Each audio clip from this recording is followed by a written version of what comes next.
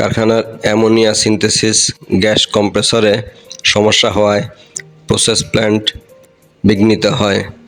এর উৎপাদন সাময়িকভাবে বিঘ্নিত হয়। এই গ্যাস কম্প্রেসরের ভেন্ট ফ্লো কন্ট্রোল করা সম্ভব না হওয়ায় এই গ্যাস কম্প্রেসরটি বন্ধ করে দেওয়া হয়। এখানে যে ভেন্ট ফ্লো সেটি সাধারণত 10 থেকে 12 nominal metre cube per hour থাকে, কিন্তু এটা অত্যাধিক বেড়ে যাওয়ায় প্রসেস প্ল্যান্ট বন্ধ করা হয়। পরবর্তীতে ধারণা করা হয় এর ড্রাই গ্যাস সিলে সমস্যা রয়েছে। এরই জন্য ড্রাই গ্যাস সিল ইউনিট পরিবর্তন করার সিদ্ধান্ত হয়। জাপানি মিৎসুবিশি কোম্পানির তৈরি এই কম্প্রেসরটি ইতিপূর্বে ভালোভাবেই উৎপাদনে ছিল, কিন্তু কয়েকদিন আগে এর ভেন্ট ফ্লো সমস্যার কারণে এটা বন্ধ করা হয়।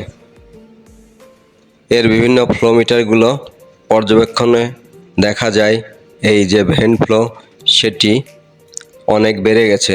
এজন্য এটি খুলে এর যে ইন্টারনাল ড্রাই গ্যাস সিল সেটি পরিবর্তনের সিদ্ধান্ত হয়। প্রথমে কম্প্রেসরটির ইন্টারনালি বিভিন্ন মেকানিক্যাল ডিভাইসগুলো উপর থেকে ডিসমেন্টেল করে এবং এর কভার খুলে ভিতরে যে টেম্পারেচার প্রব এবং এর সাথে যে ভাইব্রেশন প্রবগুলো ছিল সেগুলো এখান থেকে ডিসমেন্টেল করা হয় এবং মেকানিক্যাল শাখার মাধ্যমে এর ড্রাই গ্যাস সিল আউট করা হয়। বিভিন্ন পর্যায়ে কাজ করতে সাময়িকভাবে একটু সমস্যা হলেও সুষ্ঠুভাবে এই ড্রাই গ্যাস সিল পরিবর্তন করা হয়। এখানে এর যে শ্যাফট আছে, শ্যাফটের অ্যাঙ্গেলটা এটা সঠিকভাবে খোলা বা এই ড্রাই গ্যাস সিল লাগানোর সময় এই অ্যাঙ্গেলটা সঠিকভাবে পর্যবেক্ষণে রাখার প্রয়োজন আছে বলে জানা যায়। এর ভাইব্রেশন প্রবগুলো খোলার সময় ডিসিএসে এর রিডিং কত ছিল সেটা নোট করে রাখা হয়।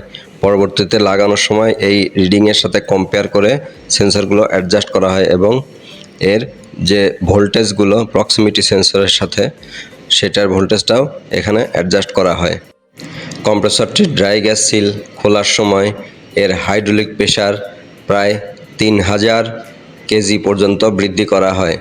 এটি যদিও 2500 কেজিতে এটা খোলার কথা, কিন্তু সেই প্রেসারে না খোলাতে এটা ধীরে ধীরে সতর্কতার সাথে এই প্রেসার বাড়ানো হয় এবং পরবর্তীতে দেখা যায় 3200 কেজি হওয়ার পরে এই সিলটি খুলে আসে এবং লাগানোর সময় আবার এই হাইড্রোলিক প্রেসার সেটিংয়ের মাধ্যমেই এটা লাগানো হয়। এটা মেকানিক্যাল শাখার লোকজনের মাধ্যমে ভালোভাবেই সুষ্ঠুভাবে সম্পন্ন করা যায়। উল্লেখ্য, কাজগুলো মেকানিক্যাল শাখার মাধ্যমে সম্পন্ন করার সময় বিসিআইসির প্রাক্তন ঊর্ধ্বতন কর্মকর্তা উপস্থিত ছিলেন এবং তার তত্ত্বাবধানেই কাজটি সুন্দরভাবে সম্পন্ন হয়। এই ড্রাই গ্যাসটি খোলার সময় যেখানে মেকানিক্যাল কাজগুলো করা হয় সেই জায়গায় গ্যাপ খুবই অল্প হওয়াতে সেখানে কাজ করতে অনেক সমস্যার সম্মুখীন হতে হয় এবং সময়ও অধিক লাগে। এই গ্যাপ অল্প হওয়াতে খুবই সাবধানতার সাথে, যাতে কোনো সমস্যা না হয়, এর ভিতরে বিভিন্ন ওরিং, সিল এবং অনেক কেবল রয়েছে এবং এর সাথে বিভিন্ন সেন্সরও সংযোগ রয়েছে। কোনো একটা ইউনিটে যাতে কোনো সমস্যা না হয় এজন্য খুবই সাবধানতা বজায় রেখে কাজগুলো করা হয়। এ কারণে একটু সময় ক্ষেপণ হয় এখানে, কিন্তু সুষ্ঠুভাবে কাজটি সম্পাদনের জন্য নিরাপত্তার বিষয়টি সবসময়, অর্থাৎ সেফটি এবং এই যে ইনস্ট্রুমেন্টগুলো বা এর সাথে কোনো ডিভাইস যাতে নষ্ট হয় সেই দিকে বিশেষভাবে খেয়াল রাখা হয়।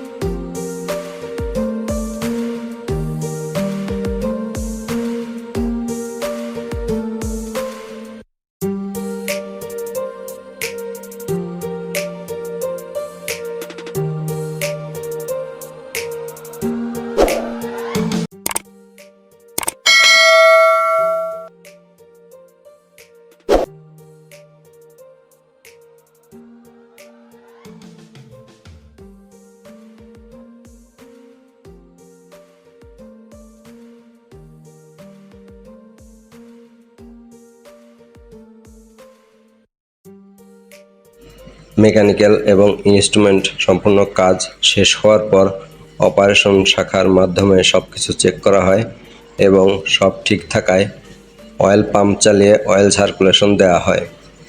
অয়েল প্রেশারটা সাফিসিয়েন্ট হওয়ার পর প্রসেস ধীরে ধীরে অগ্রসর করা হয় এবং কম্প্রেসরটি চালু করা হয়। কম্প্রেসর চালু করার পর এর লো স্পিড থেকে ধীরে ধীরে এর আরপিএম বৃদ্ধি করা হয় এবং সিকোয়েন্স অনুযায়ী এটা প্রসেসের দিকে অগ্রসর হয়।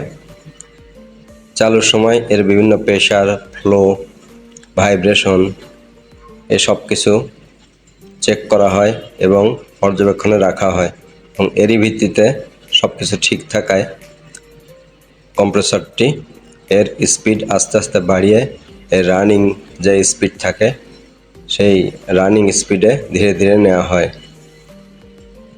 চালুর পরবর্তীতে আর কোনো সমস্যা পরিলক্ষিত হয়নি। তবুও যেহেতু প্রথমে সমস্যা ছিল সেজন্য এটি কয়েক ঘন্টা পর্যবেক্ষণে রাখা হয় এবং সম্পূর্ণ ঠিক থাকার পরে বর্তমানে টারবাইন কম্প্রেসর সুষ্ঠুভাবে চালু রয়েছে এবং প্রোডাকশন চালু রয়েছে। এর ড্রাই গ্যাস সিলের কারণেই এর যে ভেন্ট ফ্লোটা এটা বেড়ে গিয়েছিল এবং এই সমস্যার সমাধান করা হয় ড্রাই গ্যাস সিলটি পরিবর্তনের মাধ্যমে। তাছাড়া কম্প্রেসর যখন রানিং হয় এর ফিল্ডে যে বিভিন্ন flow metre, pressure transmitter, pressure metre, RPM এগুলো সব কিছু ফিল্ডের থেকেও চেক করা হয় এবং একই সাথে ডিসএস থেকেও চেক করা হয়। এভাবে টারবাইন কম্প্রেসরটি সুষ্ঠুভাবে চালু করা হয়।